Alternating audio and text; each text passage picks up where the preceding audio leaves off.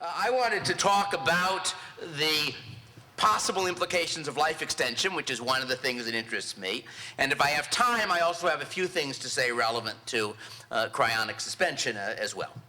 And I'm going to start out with a very simple set of questions.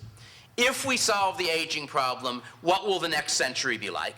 And the reason I'm limiting it to a century is that I think even that far, predictions are very, very uncertain, and beyond a century, my crystal ball goes to mist. If you read Future Imperfect, which is a draft of which is linked to my website, you will see some of the reasons for that. So if we solve aging, it seems to me that there are three issues that are likely to come up. One of them, which many people raise, is will the supposedly dreadful overpopulation problem become still more dreadful because nobody's dying anymore, at least of old age? And the second one is, if we have a future where we can live for 2 or 3 or 4 or 500 years, what lives would we choose to live? How would changing our options change our choices? And the third question related to that is, what alternatives will we actually have? Because after all, I might choose to live a certain kind of life, but if we all decide to retire, it's not entirely clear who is going to pick up the garbage. So let me start with the population issue, which is probably the easiest. And I'm going to take a very simple model. I'm going to assume that before we end aging, the world has a stable population of about 10 billion people. For my arithmetic, I assume a life expectancy of 50 years because that makes the arithmetic easy, but the details don't much matter. Roughly speaking, we're moving towards about a stable population of 10 billion. It might keep going up, it might start going down, no one really knows. Each generation reproduces itself and dies. And now we make one small change in this world, people stop dying. And then the first big question is, what happens to reproduction? Do people say, well, having 2 kids was really neat, but on the other hand, it was an awful lot of work, and I can have the fun next time with my grandkids, and the kids will do all the work? So do you end up with a world where people continue, roughly speaking, reproducing themselves? Or do you have a world where people say, I've had time to recover from the experience of having kids, it was a lot of fun last time, let's try again? And those give you rather different extrapolations. So let's start with the simple assumption that each couple continues to have only 1 pair of kids. And it gives you about 200 million people in each 1-year cohort. To make life simple, they have a pair of twins at age 20. That gives you a birth rate of 200 million per year forever. So population growth is linear. And at the end of my century, world population is up to 30 billion. My view, at least, is that with a century of technological progress and capital accumulation, we ought to be able to have a pretty nice world with 30 billion people. That's still, I am sure, well below the population density of Japan, Western Europe, or any of the other relatively crowded parts of the world. The US, as you probably know, is empty. We're all experimental error. There's nobody here. If people want to argue about the view that we can manage 30 billion, we can discuss that perhaps in the question period. Now let's take the other and less clear case. Let us suppose that the pattern we decide on is start a family at 20, another 20 years the kids are out of the house, another 20 years to recover from the experience, wash and repeat. Now if you work through the arithmetic of that, population expands at about 2.5% a year. Not all that huge, but given a century, it gets you up to about 120 billion people. And as a technological optimist, I'd like to say that we can manage 120 billion people comfortably, but that really is getting up to pretty high population densities, even by the standards of places like Belgium and England and Japan. So perhaps not undoable, but harder. On the other hand, there's a lot of space in space. So if one of the things we can manage to buy with that 100 years of technology and capital accumulation is the ability to cheaply build space colonies and settle asteroids, presumably if we're clever, we're not going to fall into any more gravity wells. One of them is enough. So we'll leave Mars and Jupiter to float along, but out in space there's all that nice sunlight and pieces of rock floating around and all sorts of good stuff. So that is at least the optimistic view of how you handle 120 billion. And for those who like graphs, I graphed it out, and there is the linear story, which gets you to about 30 billion, and the exponential story that gets you to about 120 billion. So the next question, so that's the sort of the first issue, which is what happens to population in a world like that. And the second issue, and the one that I actually find probably most intriguing, is what kind of a life you would choose for yourself. If they tell you tomorrow, all right, death and taxes, well, we still got taxes, unfortunately, but we've at least solved one of them. We're working on the other.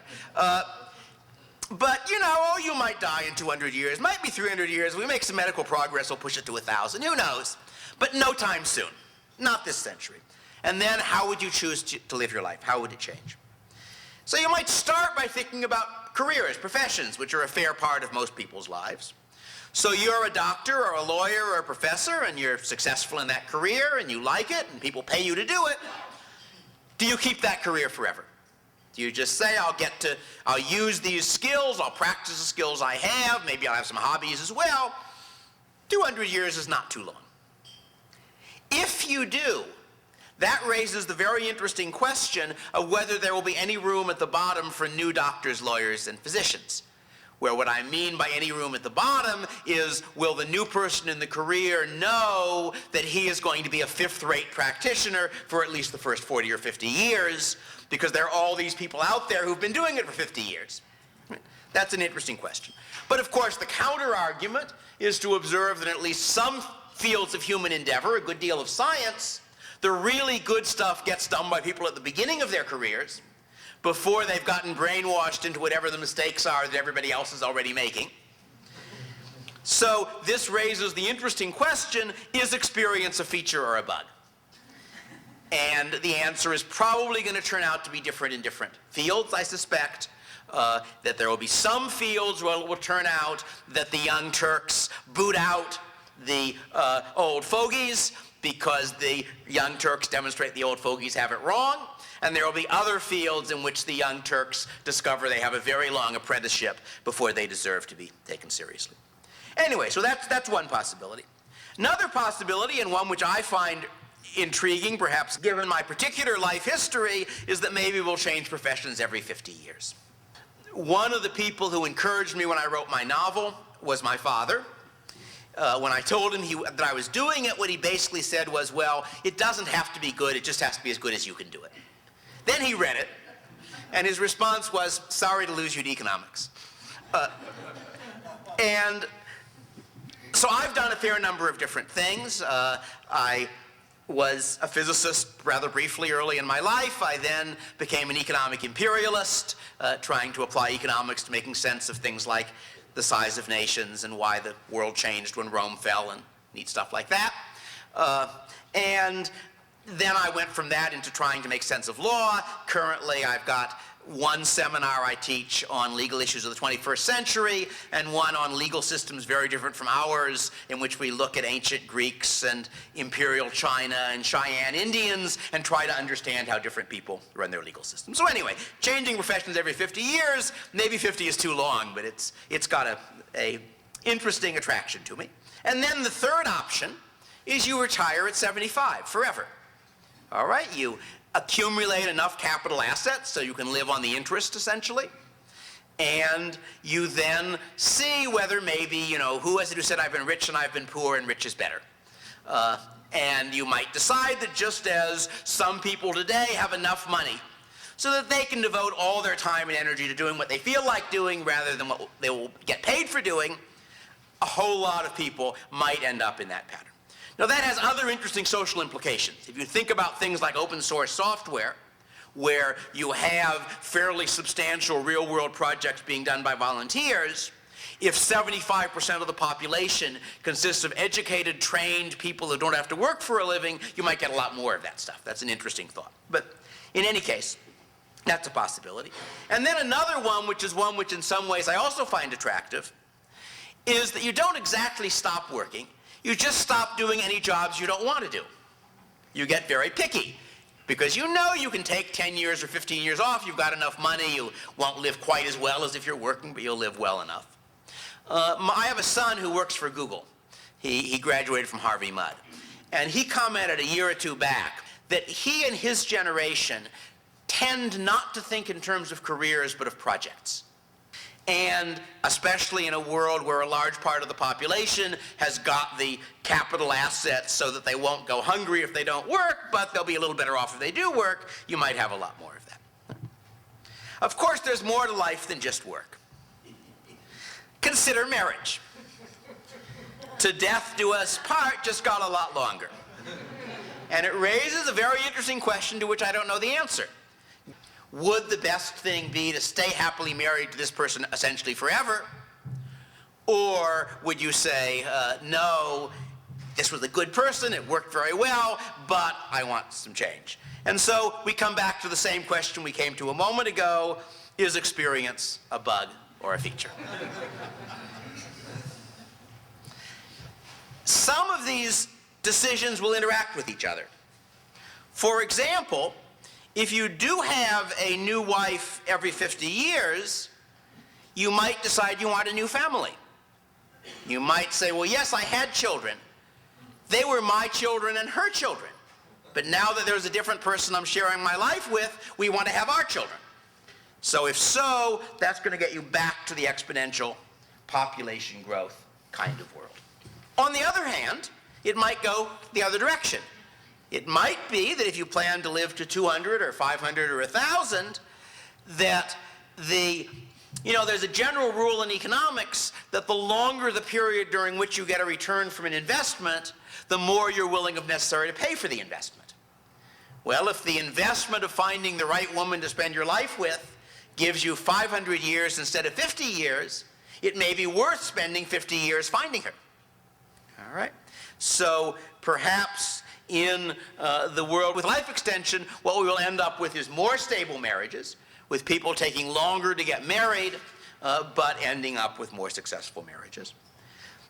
And there are a couple of other elements to that. There are a couple of reasons why you have children when you're 20 or 30 or 40. One of them is that when you're 50, your wife can't have children anymore if she's 52, probably, unless she happens to age slowly. And another is that you start worrying that you're going to die, and it would be nice to have some of you left, and children in a certain odd way are some of you left.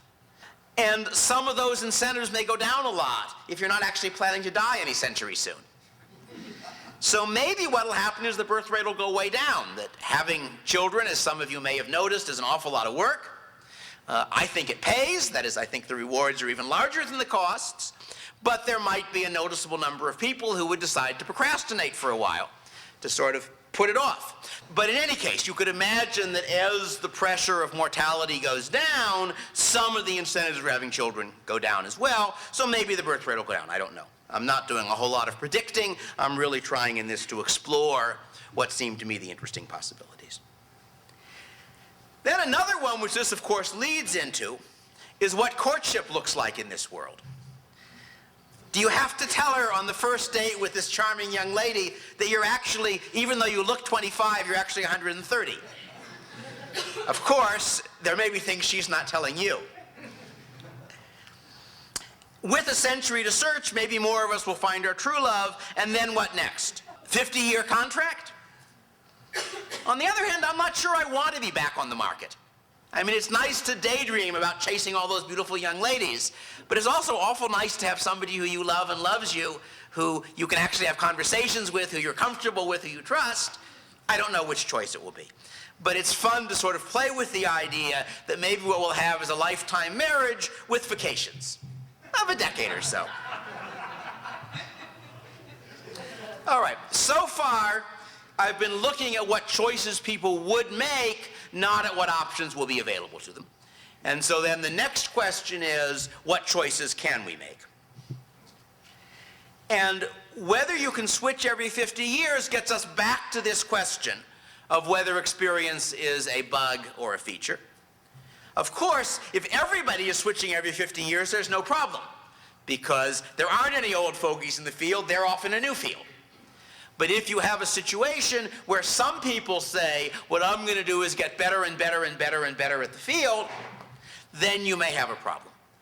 Now, I don't want to overstate it, because as an economist, I really want to think in terms of absolute, not relative abilities. And even if the old fogey produces 10 times what I do, if the amount I produce is enough to give me a good income, that's pretty good. On the other hand, it's an uncomfortable fact about human beings that relative status matters.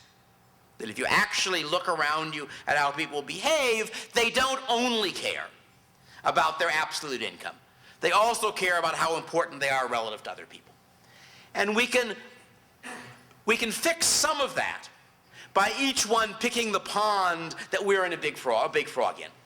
By somebody saying, well, yes, it's true that the lawyer I'm working with is 10 times as good as I am, but I am a much better hobbyist carpenter than he is. And that's what really matters. So whether we've got the option to change and not end up at the bottom for a long time is going to depend on what other people do and the relative advantages of experience. Whether you can retire forever depends on two quite different questions. One of them is whether everybody else wants to do it too. If everybody else does it too, we then have the question of whether the world can function with almost nobody working. It's not clear they will. There are going to be some people who like working, for whom their job is really the most interesting thing in their life, and fine, they can get an extra mansion if they want to, but they aren't going to quit. There may also be people who never accumulate that capital stake. There's a science fiction story somewhere about a natural immortal. I think he's a Neanderthal. At least he's a very primitive man who's still around, and somebody figures out who he is and starts talking with him, and he's been keeping a low profile because he doesn't want to be a circus show. And the guy says, look, you've been around for thousands of years. Why didn't you just put the equivalent of $100 in a bank 400 years ago, and now you'd be rich? And he said, are you crazy? People like me don't put $100 in a bank and leave it there. I want a drink. I want some new clothes. What's this nonsense about? And of course, he's right that there are people like that. So maybe what happens is that the people who are willing to save and who have things they'd rather do than work to age 75 and then retire for 200 years, while the people who either like the job or don't have the discipline to save end up making the world run. But it's not clear that we can't all retire. And this goes back to some of the earlier talks. Because the real issue here, from an economist standpoint, is how well capital substitutes for labor. That what I'm doing during the 45 years I'm working up to 55, up to age 75, is accumulating capital. That capital is getting invested in discovering nanotech, or building machines, or doing space exploration, or something. If it turns out that the way technology goes is that you can run the world with only 10% of the population working, because the accumulated capital goods are producing for the other 90%. Fine, that's certainly possible. That's the way the trend has been running for the last 200 years. Maybe it can keep running that way. And that suggests some of the stuff we've been talking about, automation, nanotech, and that kind of thing. In any case, my guess is that we're going to have an interesting century. Now, I figured since I was talking at a Alcor conference, I ought to say something or other about cryonic suspension. And I didn't have 40 minutes worth to say, so this is the sort of 5-minute talk tacked on at the end of my half-hour talk. And I want to speak about cryonic suspension as an economist, because I don't really have any expert knowledge on the rest of the stuff. And the fundamental economic problem is making it in somebody else's interest to keep you frozen, to revive you, and if you're really lucky, to give you your stuff back. This is not a new problem. This is essentially the same problem that Ford and Rockefeller faced. All right? They weren't planning to get their bodies back, but they had a whole stack of money, and they wanted to have the kind of things they liked being done with that money. And the problem is that by the time stuff was being done by the Ford and Rockefeller Foundation, Ford and Rockefeller were dead. They weren't around to keep an eye on it. And I strongly suspect, I haven't inspected any of their graves for signs of rotation, but I strongly suspect that neither of those gentlemen would approve of quite a large fraction of the projects that the money they left is being spent on. Well, they're not around to keep an eye on how their money is spent, and neither are you going to be. People who are frozen don't get to file lawsuits, they don't get to lobby, they don't get to bribe people, they don't get to watch people. You've got to worry about how you make sure that other human beings do the things for you you want done.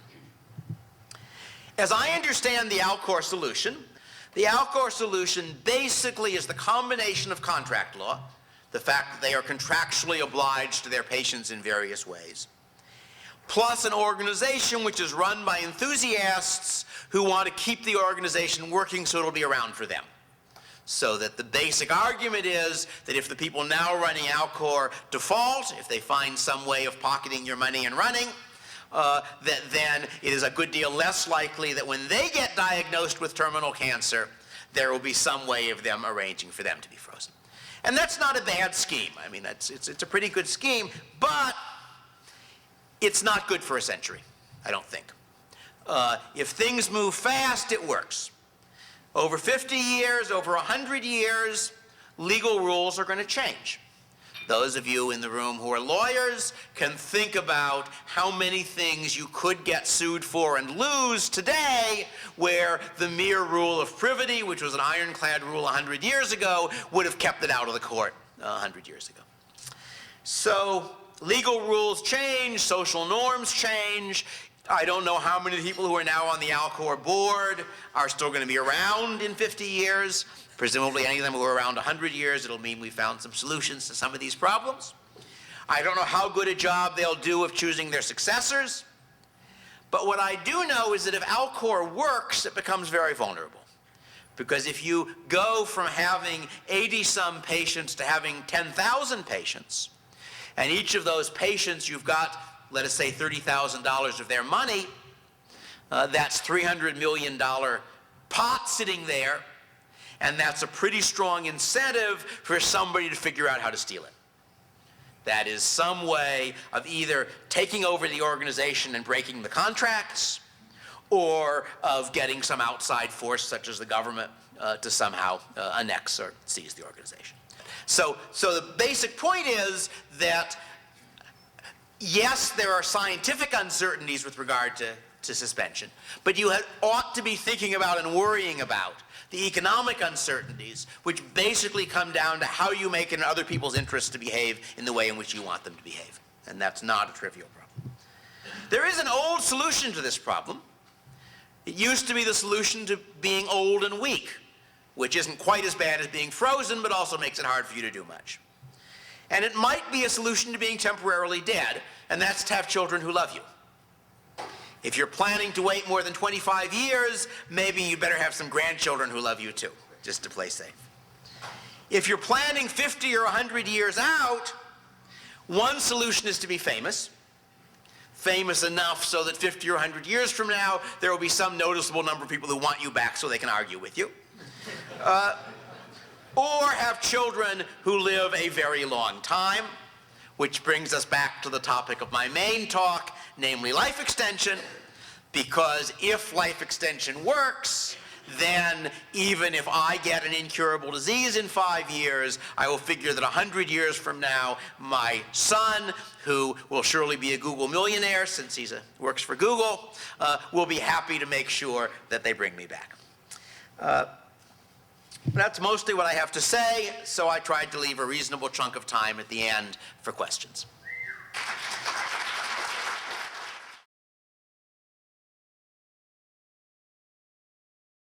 It's not like you have to have some huge number, like 1% of the world population, know who you are, right? 100,000 people who want you back is going to be enough to provide the resources to revive you, and 100,000 people, even at the present population size, is a very, very, very tiny fraction of the total.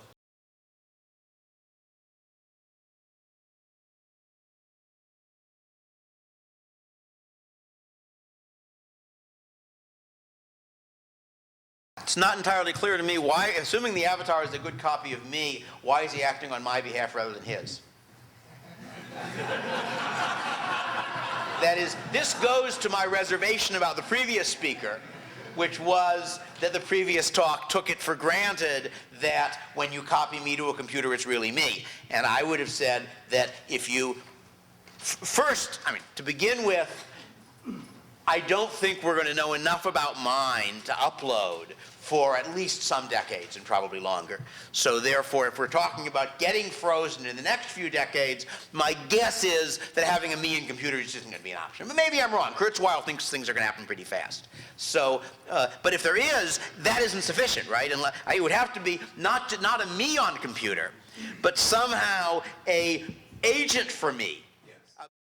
You mentioned being famous as a possible solution to this, even if only 100,000 people love you. But chances are, if 100,000 people love you, 10,000 people despise you. And hate can be somewhat more motivating than love.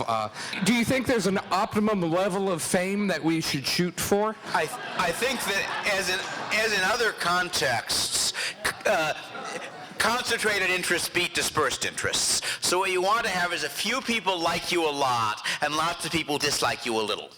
And then they won't organize.